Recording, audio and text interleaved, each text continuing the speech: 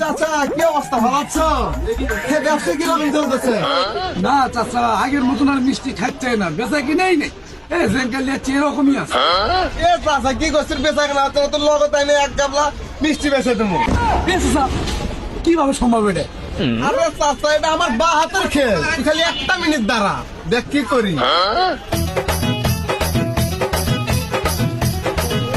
বন্ধু এটা কি করিস?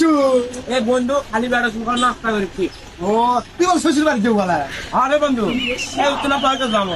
তো মিষ্টি বাড়ি তুই তো এই দোকান করছিলি। ওই দোকান তো ভাই ভালো করে চিনি, আমার আগে মিষ্টি দিবি তো। হ্যাঁ ও আগে মিষ্টি, আমাকে আগে মিষ্টি দিবি। আরে পেশা দিবি না তো, তুই আমার আগে দিবি। আমি তোর আগে লিয়ে দেখ আমাদের। আগে থেকে সব ভাই আমাকে এক কেজি মিষ্টি দেন তো। হ্যাঁ কি দিই? হ্যাঁ 1 কেজি ছুঁয়ে দেন, আমাকে 2 কেজি দেন। ভাই 1 মিনিট দাঁড়ান, আগে একটু 2 কেজি দিন, আগে দাঁড়ান 1 মিনিট দাঁড়ান। এ ভাই আমি আপনার পুরাতন কাস্টমার, তুমি 2 কেজি চালা দেন, 2 কেজি দিচ্ছেন, আচ্ছা আপনি আমাকে 5 কেজি দেন। ভাই আপনারা 2 কেজি বলেন, এখন 5 কেজি আগে দিই।